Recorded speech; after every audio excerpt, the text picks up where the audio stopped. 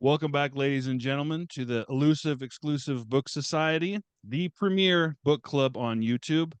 We're elusive because we're on a new channel each time. You never know where we're going to pop up next. Maybe Mr. Beast channel.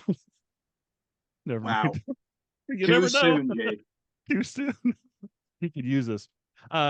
We're exclusive because, listen, you think just anyone can read and talk about books? No, this is a job that calls for professionals like us. And as always, there's myself, Jake from Pulp Mortem. We got Nick from the Book Graveyard, Tim from Secret Fire Books, and in addition to us idiots, I mean experts, we're going to have a special guest each and every week. And today we are joined by an actual expert, somebody who actually knows what the heck they're talking about. Don't make that face. Ira from SF Words of Wonder decided to join us today. Thanks for having me. I need like a soundboard or something so we could have clapping. Dang it. Maybe I'll add it in post. Here we go. Ira from SF Words of Wonder. Applause. Oh, listen, they're going wild. Oh, not the left, right? You hit the wrong button. So when I first started my channel back in February, Ira, you were actually the first booktuber to reach out to me. And I didn't even know at the time, I didn't even know booktube was a thing. I just thought, oh, I'm just gonna start filming myself being stupid in front of a camera. And then I was like, oh, there's actually people on other like cool guys on here that are talking about old books. And yeah, early on you gave me some encouragement. You gave me a shout out on your channel. And I mean, you even sent me a bunch of books too. And so it really, really meant a lot to me. So for our first guest, it was a no-brainer for me. So listen, for everybody watching this, go ahead and subscribe to Ira at SF Words of Wonder because he'll send you books. Yeah, He'll I just got a mail lot them of to your spare house. ones. All right. So for today, we are on Secret Fire Books channel. Tim chose the book for us to read this time. So take it away, big fella. Oh my goodness. Okay, so this time we are diving into Jirel of Joiry by Catherine Lucille Moore. This is a fix-up novel of 5 different short stories that were written between, what are the dates on these? Written between 1934 and 1935 and published in Weird Tales magazine. So in the same magazine as stuff like Robert E. Howard and H.P. Lovecraft, which were also contemporaries of hers. They were also 2 very big inspirations on her work. And they follow Jirel, who is the ruler of this castle somewhere in some nebulous, unnamed part of Europe. We assume it's France, sometime in the Middle Ages. And she goes on various supernatural adventures in our world and otherwise. And she has to contend with supernatural creatures, mysterious, dark, eldritch beings, and get out of those situations, whether by the sword or by her own wits. And she is literally too angry to die. That is something that happens in one of the stories. She is literally too angry to die, and it's awesome. So I guess before we dive into like individual stories, I just want to know, what did you guys think of Jirel of Joiry overall? Overall, I thought it was very imaginative, and as far as sword and sorcery went, it definitely took some different avenues that I did not expect. You know, I'm used to more of a hack and slash, Mm-hmm. and it was it was different. It was enjoyable. I think some parts kind of lost me, but overall enjoyable. Yeah, I agree with the how unexpected it was. I don't think the quality of story was consistent because some of them, and I'm sure we'll get to them, some of them I loved, and some of them my eyes were just same. They were just glazing over, like, whoa, you're getting too descriptive. This doesn't even make sense. But yeah, but overall, I enjoyed myself, and I enjoyed like you could see the Lovecraft influence in C.L. Moore, which they were not just contemporaries, they were friends, and yeah, you could see that influence, and it was interesting to say. At least it was interesting to say the least. Yeah, and I really enjoyed it. She's someone I've been wanting to read, and I probably more of her science fiction. That's kind of where I lean, but I'm still really glad I read this. I kind of spaced them out. I would read a story and then go back to some other of my reading, and I think that worked good for me. I think if I would have binged this all the way through, I could have got a little burnt out on it, but really enjoyed it. Her writing is amazing. I was hoping for a little bit more brutal sword scenes and whatnot, but you know, she kind of uses her just her confidence, or I don't know. She gets out of a lot of jams in unique ways without having to pull out the sword so much, but still very enjoyable. I'm glad I read it. Yeah, I had Yeah. read this book in, I think, January or February originally. And that was when I was trying to like heap on all of the older sword and sorcery stuff. I read some Fafhrd and the Grey Mouther back then by Fritz Leiber. And yeah, like reading it again. So, you know, I read this again in preparation for this talk, and a lot of things stuck out to me. And like Jake said, there is an inconsistency in the quality of stories. You can tell when she has a plot, you know, planned out ahead of time, and definitely when she's, you know, just kind of word vomit onto the page. But her writing style is super unique and it's very descriptive. Yeah, there's a lot of, you can see a lot of the influence of her Weird Tales contemporaries, whether it is Lovecraft or you know, Clark Ashton Smith or something like that. And yeah, it. I was surprised. You know, Ira, you mentioned there's a distinct lack of like bloody violence throughout, and that is kind of like the hallmark of sword and sorcery. But I was surprised at how I enjoyed the fact that this character doesn't need to just carve up monsters to get away from them. Sometimes she literally is just too angry for them and they have to just get rid of her, essentially. So I thought it was unique to have a character who, unlike Conan, doesn't hack her way through every single situation she's in. Yeah. Yeah. Yeah, I wish I think that was smart, Ira, to space it out. And I wish I did that. My copy is still lost in the mail somewhere.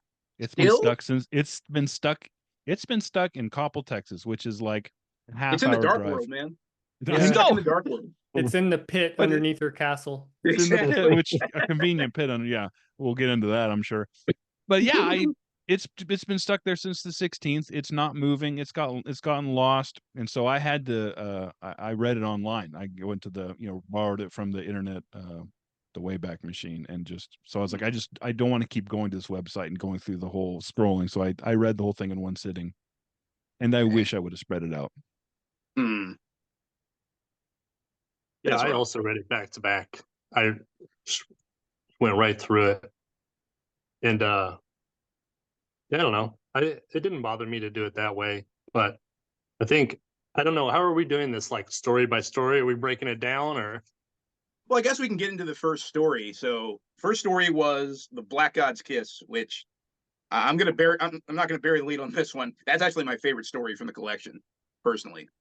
But I want to know what you guys think of it, because like the first time I read this, like I said, I was amazed at like the lack of violence that was in Sword and Sorcery, and the more of a like explorative, emotional kind of storytelling involved, and that kind of took me aback. But I really enjoyed that story more than the others, I think. So, what did you guys think of the first one, the Black God's Kiss? In my book, the first one was Jirel meets magic, Mm, but Black God's Kiss, first off, sounds like a Danzig song. it does. It should have been. Black God's Kiss. One time he yelled at me, Really? or he gave me sass. Okay. It was like it was at a signing, and I had to wait in this big long line, and they were playing the new Oh, wow. album over. And I got up there, and I was like, I was young. I was like, don't you get tired of listening to like your own album over and over, and then having to play it at night? And he goes, it's better than fucking Journey. Anyway, Nice. yeah, the first I love all of the introductions. All of her introductions in every story, she's so badass. Like Yeah. it gets you hyped like right at the beginning. That's the one where it's like all all the soldiers are dead and they're like the flags are covered in blood and you're just like, yeah. um then that's where she's captured, right? Yeah. Yeah. So yeah, that one was exciting. And then, she goes into the other world. And then that is where I got lost in the description. Like it was just like all of them seemed to have the description of this strange world, but that one was especially dreamlike. And like I didn't know what was literal and what was figurative. Mm. So that one, I think it lost me a little in that one. I mean, she cranks it up to 11 in Black God's Shadow, where she's just wandering through this hellscape, and there's just like abstract concept after abstract concept. But yeah, once she enters like the hell portal in Black God's Kiss, then everything gets really weird. But yeah, I liked the fact that at first I thought it was just like this subterranean world, like some kind of cavern or something. And then it literally describes that there's like stars in the sky that she doesn't recognize, and how whenever she moves, it's like the gravity's lighter or something. And I don't know, I liked that it had this dreamlike quality, but there were times where it felt like, okay, you're either repeating yourself or you're getting a little too lost in the descriptions. I didn't get lost so much in Black God's Kiss. The second one, the shadow. What'd you say it was called? The Shadow of Black God's Shadow. Yeah, that one I was long gone in that one. But Black God's Kiss, that is probably tied with my favorite out of them. There are two of them that I really, really love, and we'll get into the second one. But that one I really enjoyed. That one I thought it was fantastic. The journey to the spiraling down the steps and everything, I was lost then. Like I was like, okay, let's just get to it. But once we were in there, I thought C.L. Moore did some visuals that were just, first of all, nothing I've seen before, but also just really fantastic. Like the bear frog lady in the swamp. Oh, like that was so creepy. stinking cool and creepy, but it didn't she didn't lean into the creepy. She left your imagination to fill that in. It wasn't like nothing She happened. did what It was Lovecraft usually does with his horror stories, where it's like, I'm going to give you just enough that it creeps you out, and you're going to fill in the rest from here. The unknown is where the real terror is. And I loved the blind horses that were screaming and calling a name. Like the name didn't even make exactly on the cover. That was probably my favorite scene in the whole book. I loved that. And I kind of loved what this told me about C.L. Moore. Because the whole story is she receives an unwanted kiss, and it makes her so mad that there is no punishment on earth worthy of this offense. And so she travels down to hell to damn this guy who kissed her forever. And it just, the whole time I was thinking, truly, truly, hell hath no fury like a woman scorned. Literally. That's awesome, because she could have the whole time I read that story for the first time, I was like, you could have just poisoned him or like sent an assassin to kill him in your sleep. You're out of the prison. You can do whatever you want. It's your castle. But no, she's gonna go to hell and find something that can kill this guy. Yeah, dude, that was so imaginative. It was so different, and I don't think a dude would have ever written that. Mm. No. Yeah, I did kind of like that portal part where it was almost like once she started going down the portal, she had to go. There was no turning back. And then it's almost like, well, how is she going to get out of here the way she described it? But it was almost like once she completed whatever journey or whatever she was on, then the portal kind of let her back out of there or something. That's kind of how I understood that. And I totally agree that like the description of everything that was going on down in this like hell in a way, I guess you could say, really imaginative.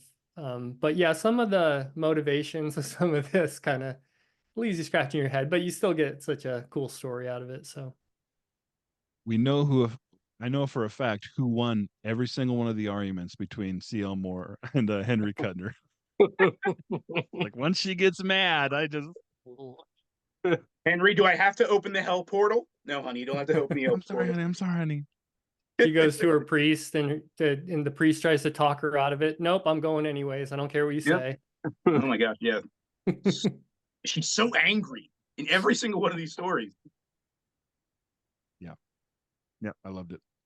I had read Valley of the Flame and reviewed Valley of the Flame, and I know they're as a couple. They Henry Cutner wrote that with C.L. Moore, and I know that they're not able to distinguish their work from apart from each other, but like the descriptive elements, which were my favorite part of that story, definitely C.L. Moore, 100% C.L. Moore. Like I'm just like there was some same thing, very creepy Lovecraftian-esque descriptive stuff that's so imaginative and so bizarre that yeah, I'm definitely looking forward to reading another C.L. Moore. Yeah, me too. I definitely want to check out more. It was interesting. I mean, and I think anything from that era it's different to read when you're used to reading stuff from, I don't know, the 50s to the 70s. If you go back before that, it is the pacing slower. The description, there's more description. They just moved slower. So they wrote slower, I guess. Right? Yep. And if you go back even further, I just read The Moon Pool by Abraham Merritt, and that was just a little too much for me. And this almost seemed like a middle ground, and he wrote that in the teens or something. So even though this was just as descriptive, it was so unique and different. It really held my attention. Yeah, I wonder if that's because of the pulp influence. So they were like cranking them out faster, whereas before they like sat down and were like, I'm gonna write a book. No. Well, and just a little sidebar, what I kind of found out from Abraham Merritt was there wasn't even a lot of like photography, and this guy traveled all over the world. So he was describing, like, the moon pool took place in the South Pacific. So he was really describing the scenery and everything down there. And people that had never even seen pictures of this, it was a way to kind of visualize all of that. Now we could just look at a picture, we've seen videos, and we instantly understand. But back then, I guess it was a little different. Makes sense. Yeah, that's a solid point. You said that in your review. Yeah, I didn't realize that until you said it. And you're like, man, you're 100% right there. Well, and I just read that from someone else. It wasn't my idea.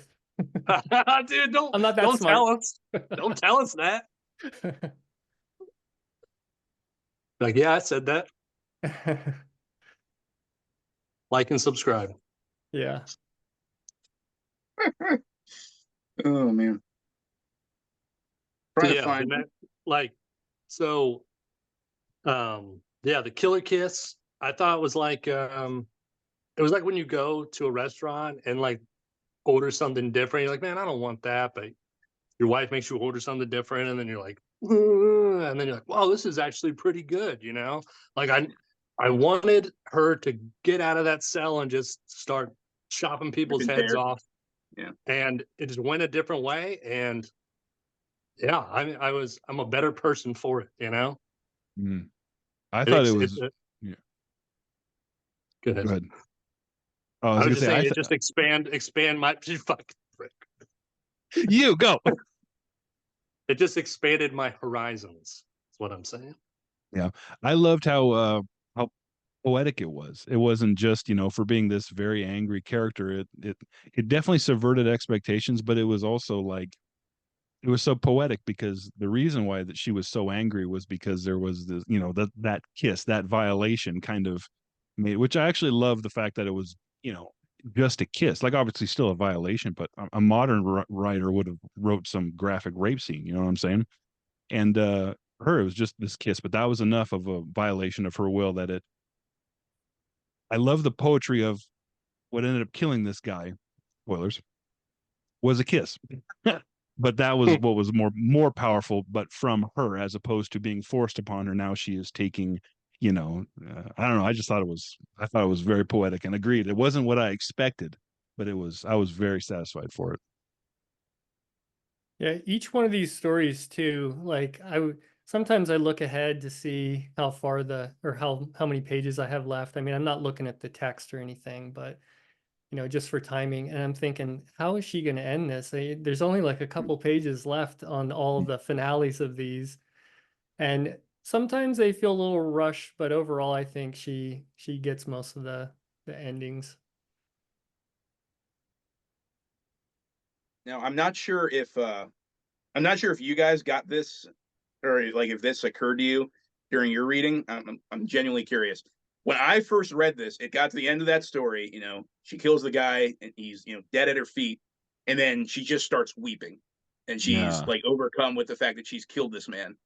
And at the time, I was like, "Oh, is this saying that they were lovers at some point, and now she's agonized over the fact that she killed him?" But then I read it again the second time. It was like, no, they don't even know each other. So do you think it was just like? Do you think the character of Jirel had like such a harrowing experience and was just so absorbed in her hatred that it blotted out any kind of humanity that she felt for this man, and so that's why she's crying at the end? Or do you think she genuinely loved this guy, even though he essentially just forced himself on her at the beginning of the story? I had that same question in the second book, because in the second Mm, book, the Black God refers to them as lovers. yeah. Yeah. And that's when I had that exact same thought, and I was confused about that too, or if that, yeah, I yeah, thought I that don't she know. was just upset because of the way he died. Like if she just slashed him, she would have been like, okay, done. But it was the way that like his soul essence was like sucked and crushed. Mm-hmm. It wasn't just a normal death, and I think that's what affected her, Mm. and that's why she felt like she had to undo what she had done in the next one. My take was that maybe she regretted it. Like maybe she could have loved this guy. Mm. She was so taken aback and so pissed that she let her emotions take over, and maybe there could have been something there, but I don't know. I don't know if that was just me. Well, it seems like in the second, and maybe this is kind of, I'm just now thinking about this, so this might be rough, but maybe like in the second book, obviously she's filled with remorse, but she doesn't excuse what he did, but she regrets it. And that's kind of when I noticed that they talked about being lovers, was I think maybe Jarell sees like the good in this guy, or the potential for good in this guy. And so I think seeing that humanity in this monster is what kind of what stirred this regret. I mean, because like, to use like a biblical terminology, like intimacy just means to be known. You know what I mean? And so I think finally actually seeing this person, not just this monster or this figure that, violated her with a kiss, but seeing him as an actual personhood, I think that's what that knowing him, that connection with him might have been what caused her to just one weep, break down and weep in the first one, and then, attempt to make amends in the second. Now, would you say that if that's the case, would you say that in order to better understand Black God's Kiss, you need to read Black God's Shadow? Like, would you say that it makes more sense if you read both of them together? Maybe if you I, want more resolution, if you don't want to just make up your own ending, I think there's a little bit more that makes you think back on it. But when I first finished it, I kind of made up my mind that she was weeping because she did feel bad about that, and there could have been something there. But yeah, I think those two books do kind of go hand in hand, though, for sure. The reason I ask is because I'm going to be honest, I really don't like Black God's Shadow. That's my least favorite of the stories.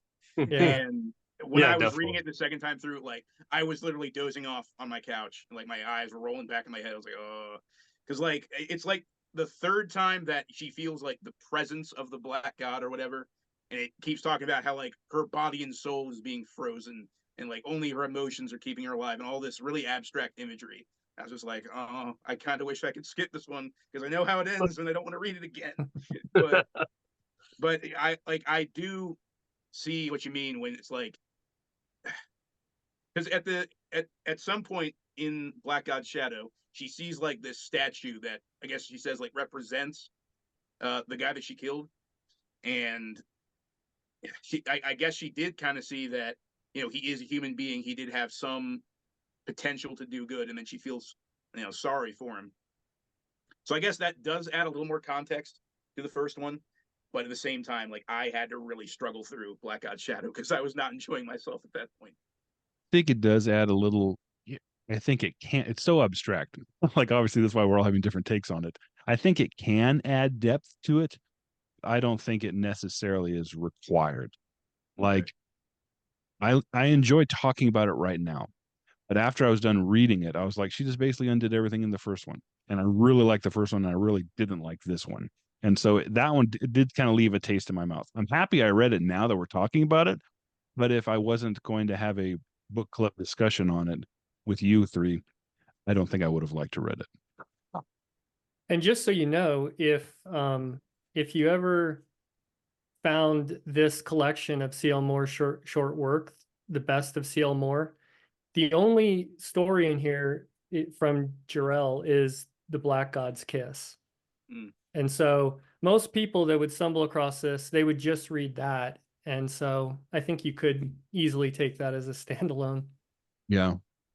Yeah, I think it was an unnecessary part too. Yeah. Yeah. And yeah. do you guys there was a scene in that where his shadow is running away from her, like Peter Pan kind of stuff, right? I didn't just imagine that. No, No, you didn't imagine it. It runs away, like hides in some trees and some rocks or something. Yeah. Yeah, that was. Yeah, I was. I don't know. I was so confused. There's a part in that story where she's running along and then she gets to a ravine and she stumbles down pebbles or pebbles, rocks, whatever. And I was so excited because I was like, I understand that. Like it's finally something that I understand. Something tangible. Yeah. There is actually one image. I was trying to find it. I can't find the exact page it's on, but there is an image from that story where it was the only part that I really enjoyed, where it said that she's chasing after his shadow and she steps on something and it describes it as like it feels like skin and she heard a moan, and I was like, oh, that's creepy. Oh, Okay. yeah. But the rest of it just kind of lost me. So, I don't even remember that part. yeah. I thought it would have been, as I was reading it and I'm confused, I thought it would have been an awesome like a Ralph Bashki cartoon from the 80s. Like if I could just Like visualize it, it would have been mind blowing, Mm. But I just had a hard time doing it on my own. Yeah, too abstract. Too abstract for me, bro. So what was the next one? What's the next one in your book? Here's mine. Well, are we done talking about Black God Shadow? Because if we're gonna move on to the next one, it's Jirel meets magic. Did you guys have all you wanted to say about Black God Shadow? Oh, yeah. All the visuals weren't as good. I thought even the world that she did some different things, but it was just half of that book was just retreading the first one, doing the exact same thing. Yep. And it's still strange. She has a portal to hell at the bottom of her castle. Like seal that up. But Hey, it's useful sometimes. not if you change your mind. Oh, why'd I kill that guy? Whoops. Why even have a dungeon? Just throw people down there. Oh yeah, go on down the zippity slide. The spinny slide. Have you guys read that Annihilation book? No. No. Well, it's not in the movie, but that exact thing happens. Like the main character goes down this long spiral, like this endless spiral.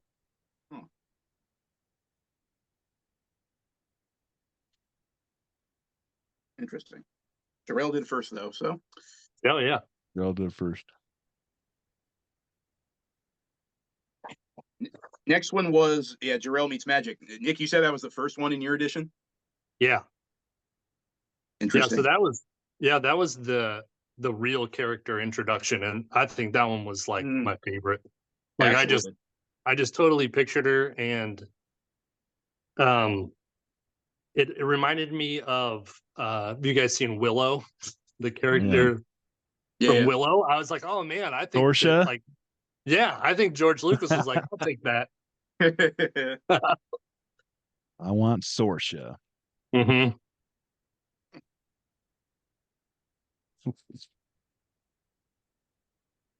Yeah, I do love the change in that one because in Black God's Kiss, they describe her, and she's very strong, but Sealmore goes out of her way to let you know that she's not like traditionally beautiful. Like she has her own like attractiveness, but that's mainly because of her strength as a person. And then at Jirel Meets Magic, Sealmore's like, screw it, she's hot. She's hot and covered in steel. Yeah. On a giant war horse, Yup. leading the pack to the castle. Man, it was awesome. I was like, oh hell yeah. And then it got, I don't know. Her Then it great got stallion's iron hooves, weapons as potent as her own whistling blade. Yeah, so the horse is straight up stabbing people on its way to the castle. It's awesome.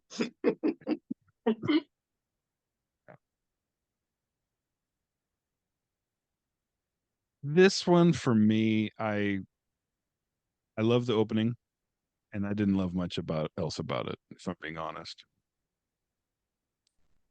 It kind of was boring. Maybe because the I don't know. Maybe it's because I read it in one sitting, and the first one was Black God's Kiss is up here. Then Black God's Shadow was a steep decline, and then from there I just kind of maybe plateaued through this one. But maybe this is just me. And This is the one with this the is with the wizards and the sorcerer lady, right? Yeah. Yeah, she essentially goes to like the fairy realm or something. through a window. She's Yeah. hunting down that guy, and they can't find him anywhere in the beginning. And Yeah. she finds that like portal kind of. By the way, one of many villains whose name starts with a G in this book. Yeah, you notice that? Every single man is almost every single man in this book is a villain. Their names all start with G, which I thought was interesting. And then it was very convenient where the first thing she stumbles across is that is it like a wood elf or something who's dying? Dryad. Yeah. And she gives her the talisman that, she ends up using. She's holding on to it till the right time. Very convenient, but very convenient.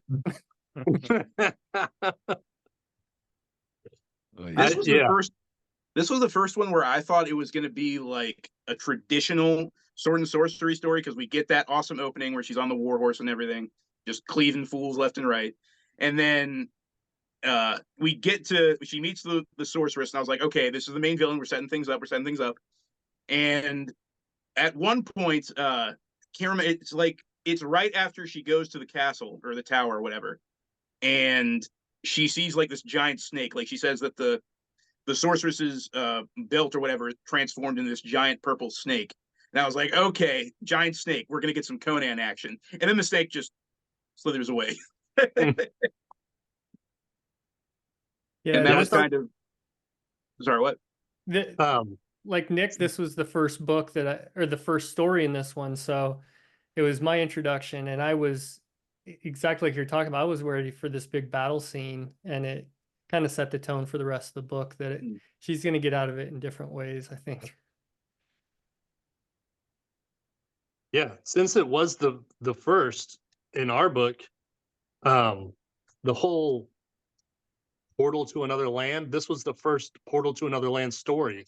So whereas like Jake, you were saying that the Black God's Kiss, you enjoyed that more, but I think I enjoyed this one more because that was the introduction to it, to that idea. Yeah, I can see that. And and it did become too fairy tale for me when she went to the other land. It was just kind of just too fairy tale. But I definitely love the evil queen and the prophecy, also from Willow, by the way. Yeah, also exactly. From Willow. Yeah. Lucas. I loved the I don't know how you guys pictured it, but in Scooby-Doo when they're all the doors and they like run back and forth. It's like playing Monkeys music in the background. Yeah, and when she's in that room and she starts opening the doors and it's like crazy lands, she shuts the door. Monsters are chasing her in and out of the hallway. Yeah. See, I love that. I love that part. Yeah, so I like this one better than Black God's Kiss myself.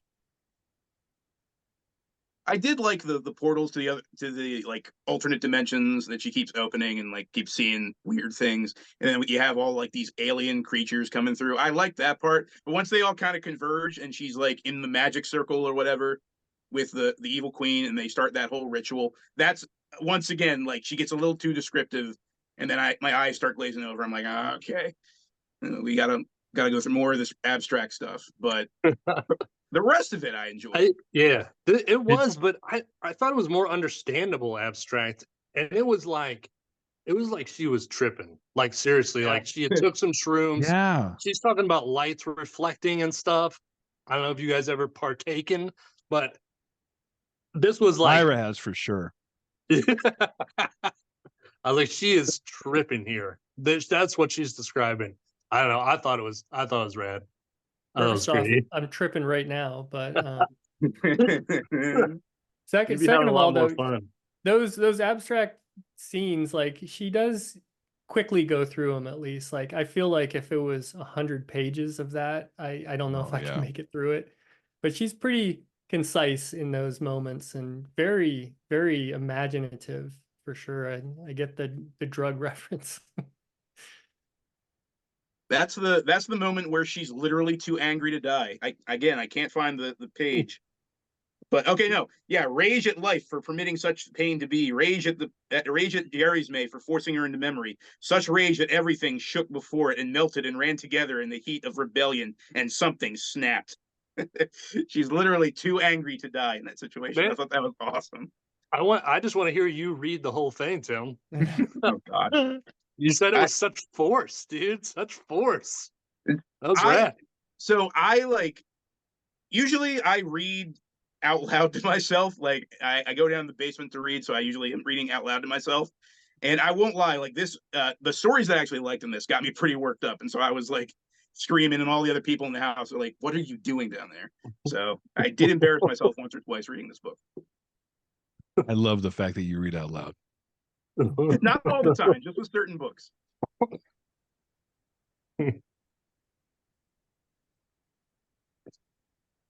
Yeah, this one was a meh for me. It was okay, but same thing. It got a little too fairy, woodland fairy, a little too ethereal. At that point, I just wanted to. I wanted to just see her, like, clean house, hack some people up, kill some giant snakes. But yeah, and the foreshadowing of the magic talisman is like, we know how this one's going to end. There's no suspense. She's got a dagger. She's not doing anything with it. She's just going to use this magic get out of this, kill all the bad guys free talisman at the very end. That's it. The only thing you were waiting for is like when she was going to use it. She's like, should I use it now? No. No, wait for the really trippy stuff to happen, then throw it. Oh. You guys ever play Resident Evil? Video game? 5 a long time ago. I haven't played any of the other games. Okay, there's a rock. If you get a rocket launcher, it instantly kills any enemy in the game, even bosses. So it kind of sucks because you can just save it for a boss and kill the boss with one shot, and that's what she had. She had a rocket launcher. She was just holding on to the last boss fight. The noob tube, as we called it in Call of Duty. Duty. Tube. Yep.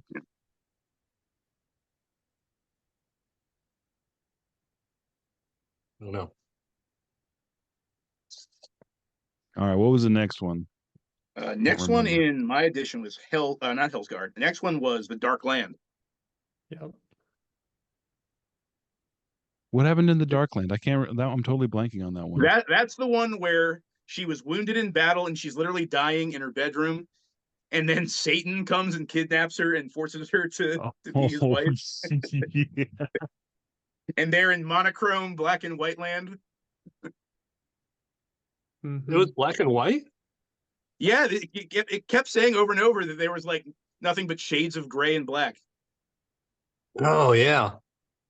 I didn't think he was black. Satan. I thought he was a god. I mean, I say Satan just because they kept mentioning over and over how, like, his whole thing is like fire and he has like fire in his eyes and stuff. But he was like, I got the feeling that so I think it said the devil himself like snatched her up. Yeah, I think that was just the priest like overreacting to the situation. But regardless, I got the feeling that whoever this guy is, he might have been, I don't know, this is just my fan theory, that he might have been one of the creatures that was in the sorceress's tower in the last story. and like I don't know, he came through a portal to from some other land into that tower and saw her and was like, okay, I'm gonna have her. That's He's good. literally too angry to get. She's literally too angry to die. I'm too angry to die. We make a perfect pair. Yeah, that's good. Bring it all together. Mm-hmm. But overall, I thought this one was pretty meh as well. Yeah, this Yeah. one was the most yeah. I think so. Except Yeah. except for the corpse witch. The corpse witch was pretty cool. Corpse Witch. That's what I was about to say. She was cool. Every time she describes her, it's like, oh my gosh, this thing is creepy. But yeah, there was a little bit of some lazy writing in this one, I think, because even when she's like, he's like, I'll give you a weapon to, you can go find a weapon basically to kill me or whatever. And she's like, instantly is teleported to these mountains where she meets the corpse witch who happens to have the answer. And I mean, plot convenience is one thing, but this was like, okay. There was She no doesn't do much walking in these stories, if you notice. She doesn't usually walk to where she's going. She's either like jumping vast distances or gets teleported somewhere. I thought it was kind of weird. Well, they only had so many pages. Yeah, maybe that's the case. I did like how she got there and he's like, oh, you're going to be my wife. It's going to be great. Like anything you want. She's like, no way, this sucks. And then she's like, I'm going to kill you. And he's like, you can't kill me. Like I'm all powerful. And she's like, how about this? I'm going to go out into this world. I'm going to find something to kill you. And then when I come back, if I can kill you, then you'll be dead and I'm free. And if not, then I'll be your wife. I did like that he was like, okay, that's fair. That's fair. Is that not how weddings work? I'm not married. I don't know. Is that not how weddings work? No, it is. It is. Okay. Those should be your wedding vows. Too. Oh man. Do you guys see the consistent theme of a guy always trying to get Jirel, you know what I'm saying? Kiss her, marry her, and she's always like fending them off. Mm-hmm. Do you think that was like just because here's the thing, all these stories were printed in Weird Tales magazine. And so I know for a fact that during that time, Farnsworth Wright, who was the editor of the magazine, was very insistent that all the stories have some kind of like either romantic or erotic kind of subplot to them. And so do you think that when C.L. Moore is writing these stories, she's just like, okay, I can make it about her trying to get away from this guy she doesn't really like, and he's being a little too forceful. Do you think, like, I don't know, maybe, I don't know. I just kept waiting for there to be one story where she's not forceful. Some guy doesn't force himself upon her, but that was basically the case in every story except for Jirel Against Magic, I'm pretty sure. Yeah. That was just kind of a revenge story, right? Yeah. Yeah, but even then, she's killing a guy, so yeah, he probably scorned her at some point and made her angry. You love how she jumped in the window and all her men were like, we're just going to wait here. Here's a knife. Here's a dagger. You got this. Didn't she tell him not to come through, though? I'm sure, yeah. Yeah. How did this one end? I don't remember how this one ended. Was it another? Yeah. It's really abstract because the corpse witch tells her that the only way to kill this guy, Pav, is to extinguish that halo of fire around the statue in his keep. Yeah. And in order to do that, she has to summon up these flames that represent her inner will, but only Pav can do that for some reason. So she has to trick him into summoning up these flames that represent her will, and then she has to use those flames to extinguish the flames around the statue, and that will somehow kill him and destroy the world around them. And so that's how it ends. And then I guess the witch sends her back to her own world. It's not really clear on that point. Did she end up killing Pav? It's really like nebulous because she extinguishes the fire around his statue, and like everything goes black, and she hears him screaming, but like at the very end, she can still hear his voice. So it's like, I don't know. It's really nebulous as to whether she killed him or not. So I think one of the last sentences of that story is she can still hear him like calling her name or something. Yeah, the last thing she hears is, "Sorry, I would have gone with you. Could have loved you, but now go instantly before you die." Okay, so he was the one. Somehow he was the one who saved her from being like killed when the world collapsed around them or something. Very dreamlike. She Yeah. was Very very into dreamlike. this. Yeah. And wasn't it the witch or whatever she was that was trying to help her was actually trying to kill her or something? Is that how that it was at that end of that one? Yeah, she tried to kill her because like she used to be Pav's girlfriend or something, so she was jealous. So she wanted to kill her just out of jealousy, but it didn't work, and then somehow she wound up back in her world. I'm not really Was sure. the It was was the White they were, Witch trying to get back with Pav as well, or was she just I like don't a think she was trying to get revenge? back at him. I think she wanted to like take over his kingdom, but then she tells Jirel how to destroy his kingdom. So yeah, Hell hath no this is fury once again. yeah, yeah. And again, it's another one of these stories where it's like I don't know if she plotted this thing out. I think she more just kind of spewed words onto a page, more or less. Yeah, this was definitely the weakest of the bunch. Yeah, I Even agree. more so than the Black God Shadow. Mm.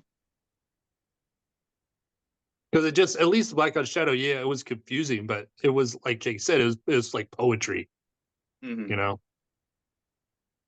Yeah. But this one was, yeah, it's more straightforward. And just, yeah, not a lot happened. And it This was one seemed like confusing. it seemed like a slog for me a bit.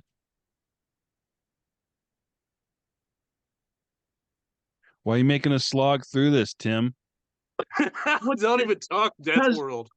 Because well, first of all, I said you I'm can't even sorry. talk because I said we I'm had sorry. it's not your fault. Once again, I will point out that it was my fault for bringing up Death World on your video. But you cannot get mad at me for choosing this book after we went through that ordeal, I okay? think I'm mad at you only because I still see it peeking at us from around your corner there, like Because some the devil on cover your is shoulder. awesome, Up Jake. the shelf. The cover is awesome, Jake. It's the most 60s thing I've ever seen. All right. Ira, have you read Death World? No. Don't Tim, give him read your it. copy. Start with number 2, though. Okay. Then you can only go uphill from there, right? Oh, Start at the very bottom. it's a very shallow. It's a very short hill, though.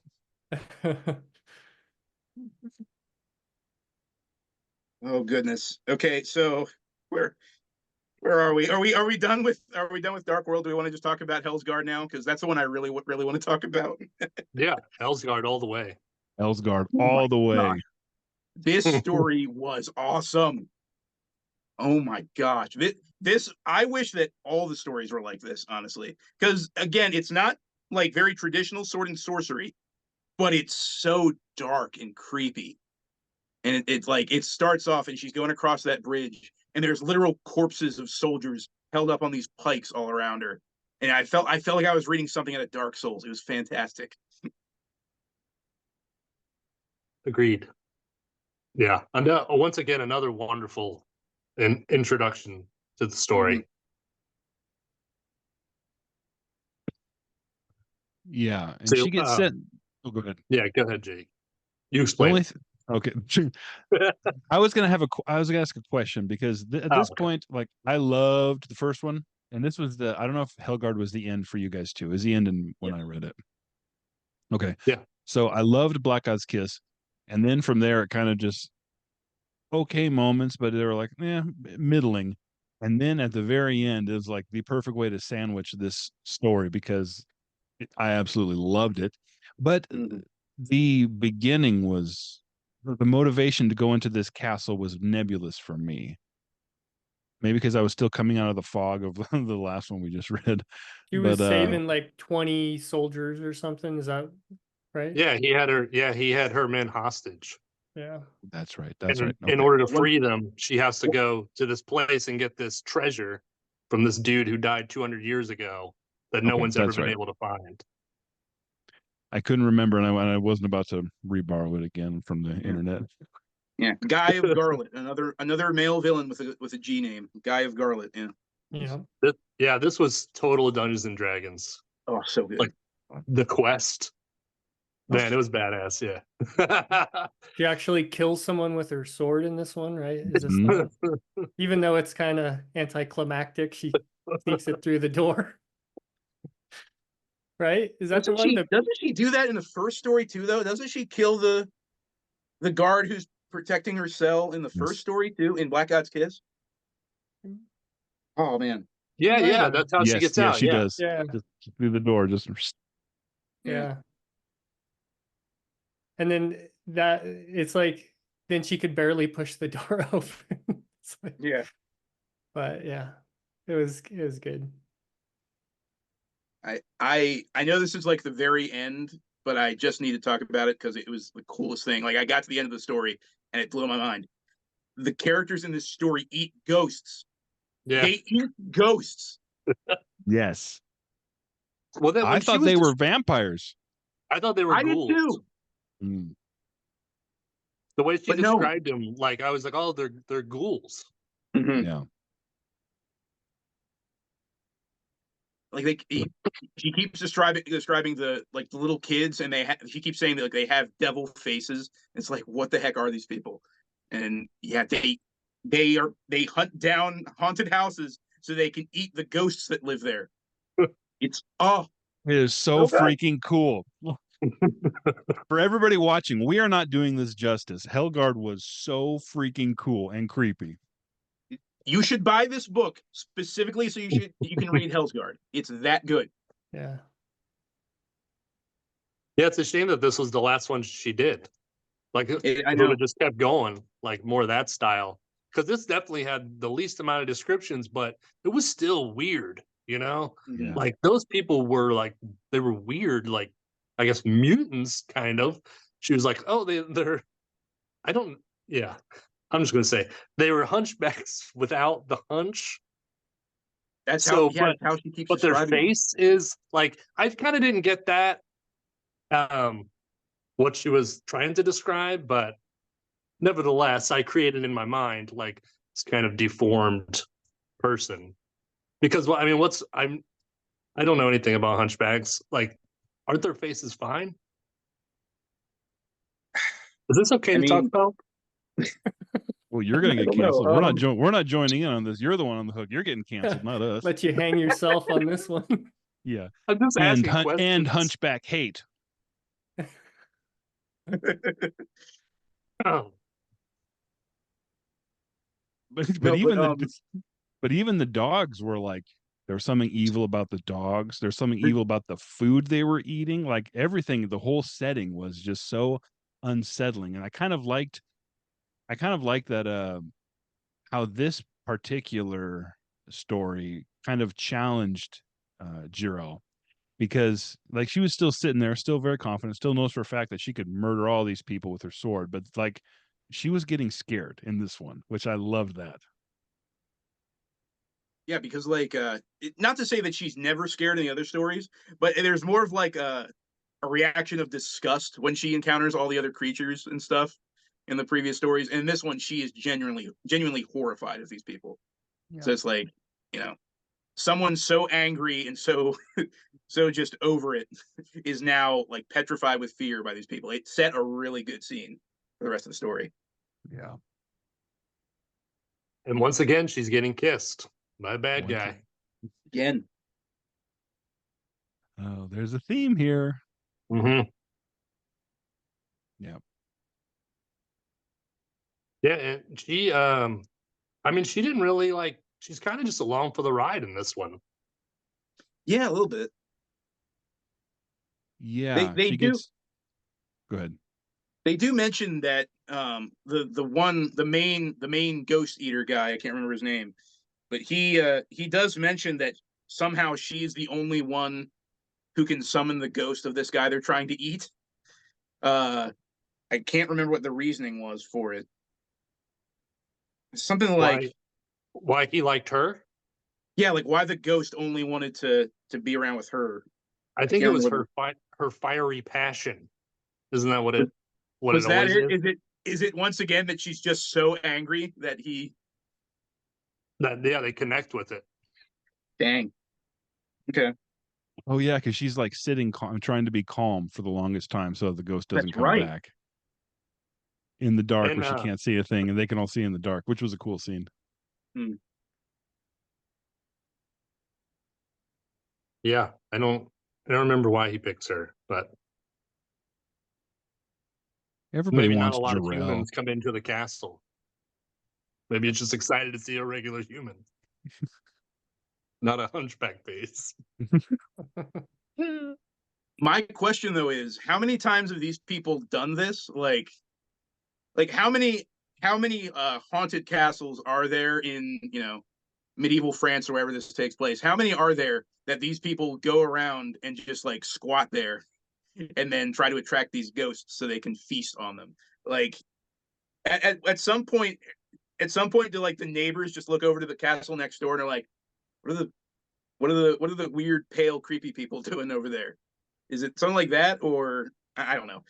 Maybe they go to like different like graveyards or other locations and stuff, and this is the one time where they find like a haunted castle. I don't know. The only thing I could think through that whole story was how many times have these people done this?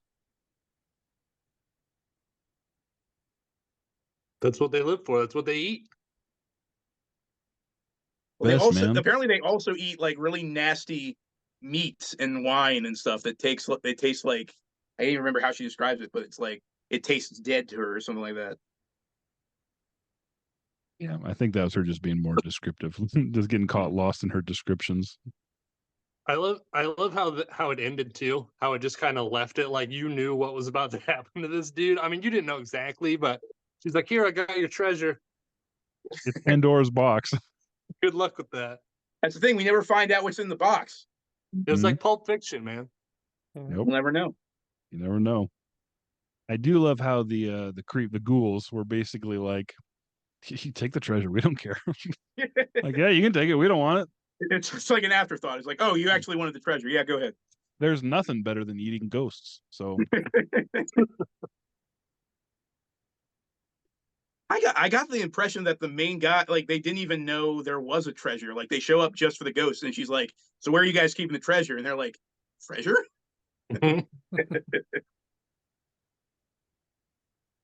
yeah, there's some bait and switch there that I loved.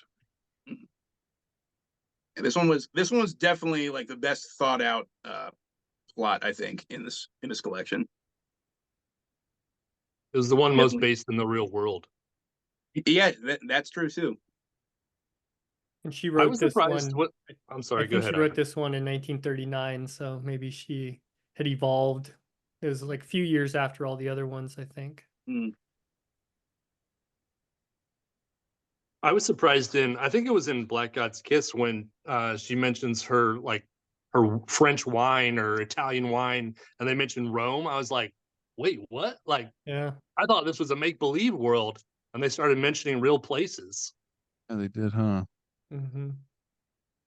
Yeah, I didn't even know that it was supposed to be France until I looked it up afterwards. Mm. There's one time where I can't remember which story it's in, but there's one point where the narrator says that she swore a Norman oath, and that was my only tip off that it takes place in France. But yeah, aside from that, they don't really. It's not really like specified or anything. So I guess like all the guys, all the G names are fairly French. So I Yeah. guess you could go off of that as well. But That's why it could be slightly science fiction. It's like a parallel universe. there you go. Yeah. It was Yeah. good. I think it was a good choice, Tim. Don't listen to Yeah. Jake. Thank you, Death Nick. I World. appreciate it. I thought it was great. Even at the parts, the stories that were kind of like meh, I would still like. I'm now she's on the list of authors to look for. Like I want to read more of it for sure. I honestly wish she wrote more Jirel because I want to keep seeing like weird gothic fantasy settings and stuff. But I yeah, think there's one other story in Jirel. It's in some other book. There is a sixth story she wrote. I can't remember when, but if you look it up, you might be able to find that. There's one more. I Blew his know mind. that there's a small press magazine called, what is it called? New Steel, New Edge. I think it's New Edge Sword and Sorcery. Where I think they got the rights from C.L. Moore's estate to do this, but they published a new Jirel story in their most recent issue, and it had like this awesome painting of Jirel on the front cover. But I don't know if it's any good. So I don't know. I might track that down at some point. I think it's called Quest of the Starstone, and it was written in 37. And when I was first trying to find this book, I saw someone showing like on eBay, they had the table of contents. And because I was trying to find, I did read part of Black God's Kiss out of here while I was waiting for the book to show up. But then when I got this, I was like, wait, I thought there was 6 stories. And I can't remember which version that was in, but there is like a 6th, I believe. Hey, we might have to do a revision of this video. I know. Scrap all this. Scrap it all. Oh man. Just kidding. Are her other books sword and sorcery? Mostly She did, science like, fiction, I think. Northwest Smith is her other main character, but I don't know anything about that character. And then she did a bunch of kind of science fiction. Then, of course, everything that she wrote with her husband, kind of back and forth, is Kuttner, I think, mostly wrote more leaning towards science fiction. But I think in the 30s, it was kind of a really, really blurry line. Yeah, that was the age where like fantasy wasn't even really a genre. It was just kind of all nebulous. And Well, then, yeah, Henry Kuttner died in the 40s, and so that's kind of when and they continue to write under his name a couple times posthumously, but for the most part, they wrote in the 30s into the early 40s together. I'm pretty sure Northwest Smith is.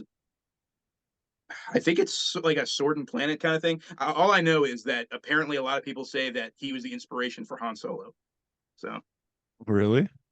Yeah, that's what actually, at Pulp Fest, I was talking to some guy about Jirel of Joiry. I said I just read it, and he told me that I should read that, and that's what he said, that it's Han Solo. Like he just took it straight from it. And who made up Han Solo? Oh my gosh! Why is George Lucas Lucas. stealing all? Why is he stealing all Willow? these ideas? Yes. Telling you. He was like, I'll take this and some of that. I'm a millionaire. He's more than a millionaire. Guys, I'm starting to think Star Wars might not be that original after all. one other thing, I like to go through some like Goodreads reviews sometimes, and I found this reviewer, they only write haiku reviews. And so they read this book, and I'll read the haiku to you. Statuesque ginger, so horned up she can't think straight. Murderous hot pants.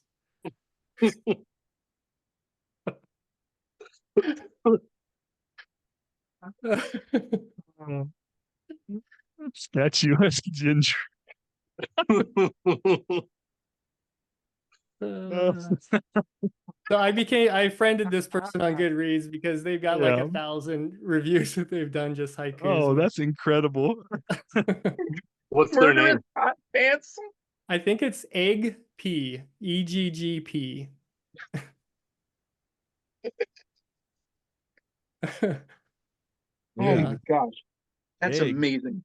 It's definitely after the most recent video. It's definitely Richard from Vintage SF. That's who it is for sure. Oh, when are we getting him on? Richard? We're getting him on.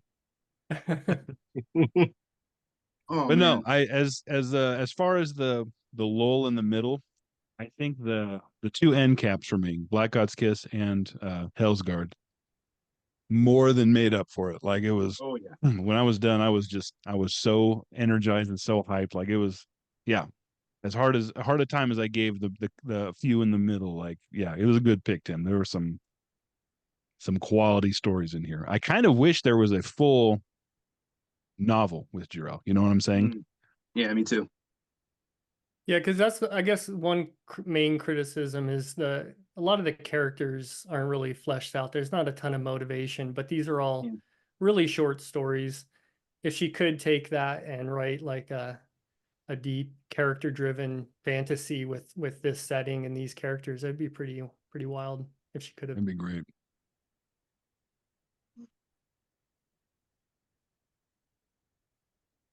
All right, gentlemen. Any other thoughts about Jirel of Joiry before we move on? Nothing here. I thought I had something. Nope, it's gone. It's gone. I just It's all can't. right. I can't stop thinking. I can't stop thinking of that haiku with the hot pants now.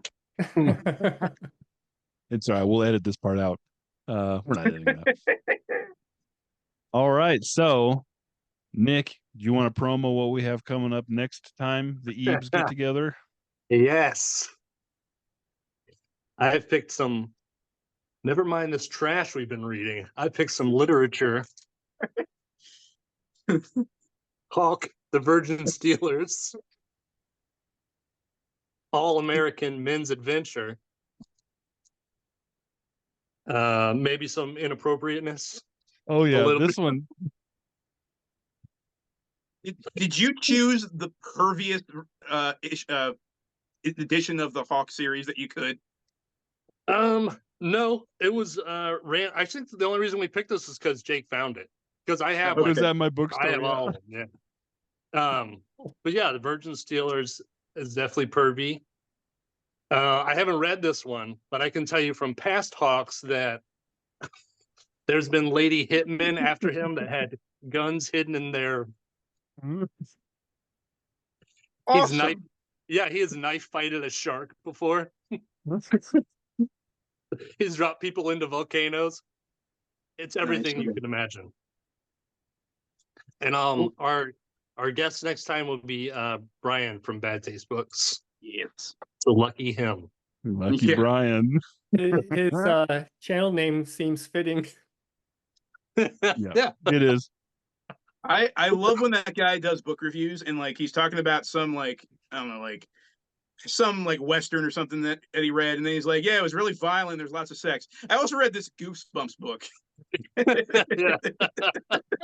He's so eclectic with everything. Like, I'll just read anything. I don't care. I love it. He's awesome. Oh, we love you, Bad Taste Books. Yeah, so that'll be on the book graveyard whenever we get that one done. I just wanted to thank Ira for coming on our show here. That was a lot of fun. Oh, thanks for having me, guys. We'll do another applause break. And I do have one important question. Oh, go ahead. When are you going to stain those shelves, dude? Those beautiful shelves that you've built. I'm too lazy. Stain them already. Never. I barely sanded them. I have to be careful with the books that go up against the edges because they're barely even sanded. So, yeah. You don't need to sand it. You just slap it on. That was our first conversation. You'd watched my bookshelf building video. You're like, oh, I just made one of these. Yeah. That was right when I started. So you were one of the first people I talked to too. Yeah, and I hit up the book rapport. He does elaborate woodwork, and he has a whole separate channel for woodworking. And he built this beautiful bookcase with all this inlaid wood, and it's just amazing. But we kind of hacked out some dimensions because that's the main thing. I was trying to pack as many books into that space as I could. So, yeah. Yeah. You guys should build your own bookshelves. Have in the past, but I'm in a rental right now. Well, I'm between home ownership, so I've got these little stick-on shelves from Amazon. But I did put one up there. Like, that's not my camera. I do like how you can see the covers of your books, Jake. And I'm gonna do a little bookshelf tour, and then I'm gonna rearrange some stuff where I can have at least a section showing maybe what I'm going to be reading next or some recent acquisitions, something that people can stare at besides me. I get that comment a lot. People are like, I literally just watched this channel just so I could see the beautiful covers, which is why I'm way off into I'm not centered. Give Just the you and people what they Godzilla. want. Yeah. But yeah, thank you so much for joining us, Ira. That was I know a while ago you mentioned wanting to do a collaboration. I'm not sure this is what you had in mind, but I know I think I think I can safely say I speak for all of us when I say if you ever want to do anything in the future, we're in. Heck, I'll come mow your lawn if you want me to. Whatever you want, you're the man. So Yeah, thanks for having me, guys. It was fun. Absolutely, dude. oh, all right. So let's go around the horn with what we want to. We can promo what we're doing. I'll go first. Please subscribe over to me over at Pulp Mortem. I review science fiction novels. New episodes come out every week, either on Thursday or Friday, and I'll usually do something else during the week, either a book haul or list or just me being stupid in front of the camera or something. But yeah. All right. Tim, go ahead. I'm Tim for Secret Fire Books. I talk about classic fantasy and science fiction, a few other genres, but I also focus on independent publishers, particularly self-publishing and the Iron Age movement that's going on. And I have in the works the next episode of my Appendix and Adventure series. I'll be reviewing Fritz Leiber's Fafhrd and the Grey Mouser series and talking about all the influence that that's had on Dungeons and Dragons and just fantasy games in general. So that'll be coming out either next week, probably next week. I love that series, by the way. That's awesome. I'm super excited to do the rest of it. So is it my turn? Sure. This is Nick from the book Graveyard. What's coming up next is I'm putting together videos of the Pulp Fest that I went to. I have lots of footage. And I went and interviewed my local bookstore that's been open since the 30s, and his grandfather wrote Pulp, was published in Black Mask, and he also wrote the movie and the novelization for Satan in High Heels, 1950s noir movie. Awesome. That's awesome. And then I have like a bunch of review videos that are steadily get less and less views as I post them. So tune in for that. I like your book reviews, Nick. Thank you, Tim. Telling you, do them in your Sherlock Holmes voice, and you'll get. That's not true. That's Dr. Watson, dude. It's Dr. Watson. Whoops. And Go ahead, then I Ira. guess I'm Ira from Science Fiction Words of Wonder, and I mostly do individual book reviews, mostly classic science fiction, so Golden Age and even the New Wave, and a few modern books thrown in, but mostly kind of classic. And then probably my most popular videos are my book hauls as I go through a quest to try to collect all of the science fiction.